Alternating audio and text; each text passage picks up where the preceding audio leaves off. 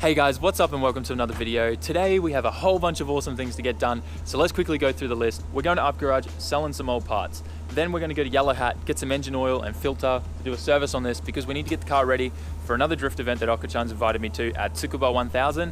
So, got to get that all done. Plus I need to replace the broken wheel stud. Parts from Nissan arrived for that. Going to put some anti-seize on there. Thanks for the tip in the comment section in the previous video. What else? You know what? I've completely forgotten. Everything's left my brain. We're going to the hardware store to get some piping because we're going to put in a catch can, stop some of that oil breathing down back into the intake and making things weird. So anyways, we're going to do that. Let's get started. All right, so we're on our way to Up Garage right now and I've just started a new Twitch stream. And this is me obviously telling you guys, if you don't follow me on Twitch, I just started an account and we're going to be doing my live streams on there from now on. It seems to be the way to go these days. So make sure you head over there and follow the Twitch account. Link will be down in the description. All right, so we're now at Up Garage, as you can gather with all the car parts everywhere. And we've already put some parts up for sale. So we're waiting for them to get back to us on that, tell us what price they're going to give us. And then after that, we'll get some gear and head off. All right, so we're here at Up Garage, and while I was walking around waiting for them to call my number because we're selling the old tension arms, came across some interesting looking parts here on the ground in the body section.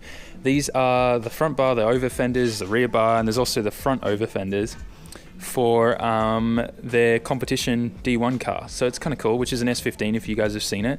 And yeah, so front BN Sports front bar is selling for about $300 Australian. These rear over fenders that look like they're in pretty decent condition, about 160. This rear bar that's got a few cracks in it, could be stitched up, $200. Another set of rear over fenders for $100 that are a bit smashed up. And then you got the front over fenders here, which are about $120, and they're a little bit bashed up, but not too bad. And it's just like, I don't know if you'd buy this to put in your car. I think it would be more like for foreigners to buy this and put up on their wall and get signed and stuff like that. It's just really cool that they're not selling it for crazy expensive prices. They're just selling it for what it's worth. So I think that's really cool. And it comes with like the original livery and stuff on there as well. So that's awesome. All right, so we got our engine oil now. Luckily Up Garage had that. And we went for 2 4-litre drums because, as some of you guys know, RVs take more than 4 litres. And they didn't sell any of the 1-litre small tins of this stuff. So just had to go and get 2. Next time I'll get 1 and we can just use the rest of the other one. So we'll head home now. Well, actually, no, we're not heading home. We're heading to the hardware store to get some more stuff. And we're still live streaming on Twitch as well. That's why I got the camera sitting there. Anyways, let's get on with the rest of our day. All right, so I've just gotten home. The sun's setting, so I don't have heaps of time left. Already starting to jack up the car. First thing I'm gonna do is we're gonna replace the wheel stud on the right-hand side here, the one that broke last time when I was fixing the brake shoes. So we'll get that done first, then we'll drain and replace the diff oil. We'll then do the engine oil and filter, and then oil catch can. And that'll be everything. We'll try and get everything done while we still got light. Anyways, I'm gonna throw you on the time lapse and smash this out.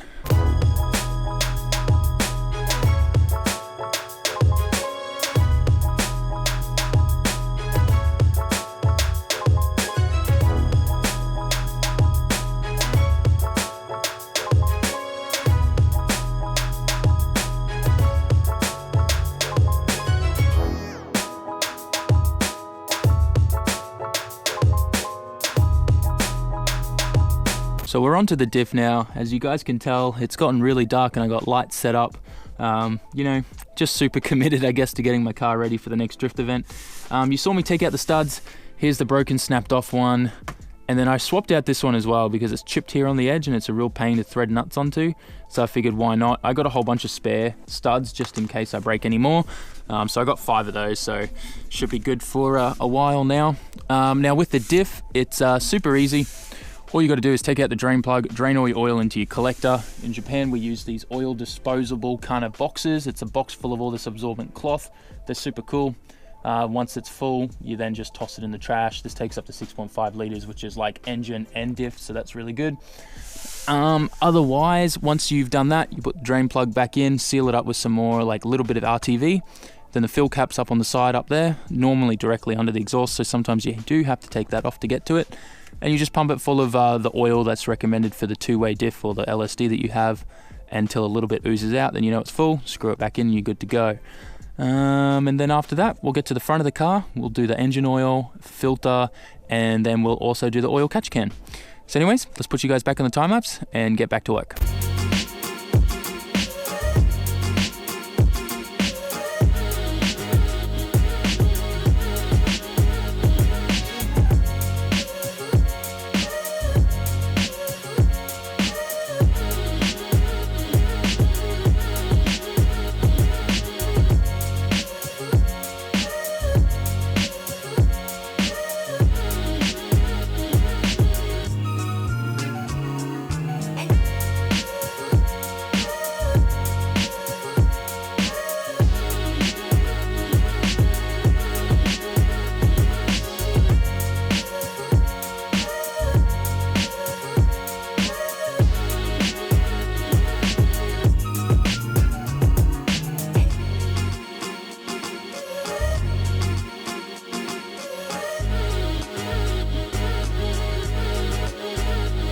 Okay, so it's really late now. It's actually about 10 o'clock and I quickly finished all the oil changes, then had to quickly throw everything here so I could get to the store in time before it closed to buy ingredients to make May dinner. So finished that. Dinner was great, but obviously I didn't get time to do the oil catch can, so I'm going to do that tomorrow morning before work. So we'll pick up the vlog from there, but for you guys it's going to be a second. Okay guys, so it is now actually the next week and I didn't have any time last week to be able to work on the car before work. I was just too wrecked to wake up early enough for it. Anyways, I got my little compact Mishimoto catch can, oil catch can, and we're going to fit this today. We are going to only use like a temporary kind of setup for the lines for it, and that's because I've got dash 10 press-in fittings for the valve cover coming and dash 10 like braided lines as well. So for now, we're just going to put that in with that hose we got from the hardware store, get this in there, get it mounted, and then we'll go get some more tires for the drift event and we should be good. So just quickly, I wanted to show you guys what inside an oil catch can should look like. There's a lot of cheap ones out there that are just an empty can. Some people say to put steel wool in there. Yes, that will help, but ultimately, depending on where your input and output ports are, it may not do anything. So let me show you. This is the output port here, and it has a special kind of screw-in like kind of filter that separates the oil molecules from the air. So that's the output port that comes out of the middle here. And then the two input ports, which are these two side ones here, have these little tabs here that divert the fumes. And as the fumes would hit this, some oil molecules will bind and stick to this tab and drip down, as well as any other fumes will go through and pass through this kind of bottom strainer separator, which will help the oil molecules separate again from the fumes. And then finally, when it hits this kind of filter here, that's when it'll all separate out and drip down into the canister below it. So that's what they really need to look like. You need to have your input ports actually going through something like steel wool or something like that to actually get the molecules of oil out of the fumes that are going back into your engine or into the atmosphere. So that's what we're going to install right now. It's a nice little compact one, so I like that. Hopefully I don't need to empty it too often, but I'll check what it's like and we'll see what it's like after the first event. So we're going to install that now. Let's get started.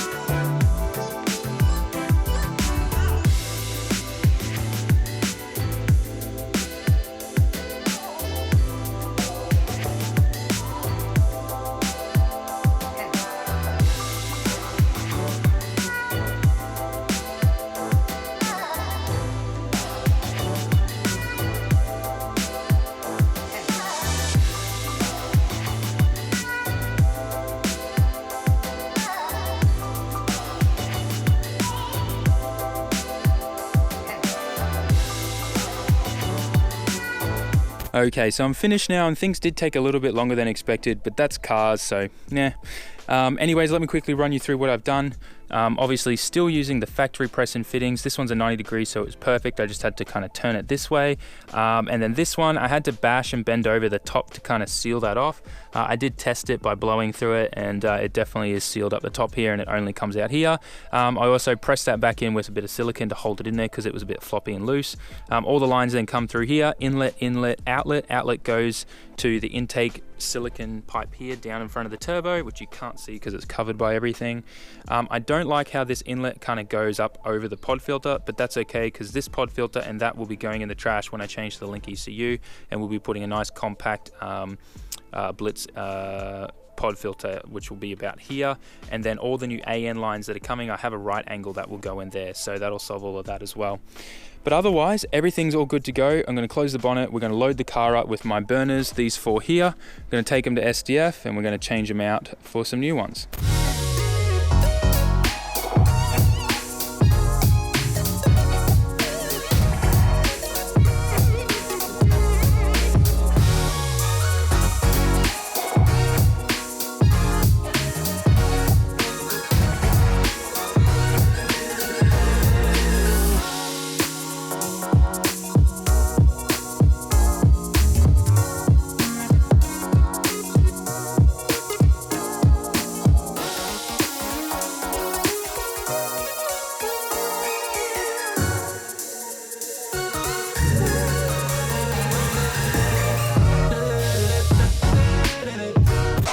All right, so we're at SDF and Denny's already smashing out the tires for me like a champ.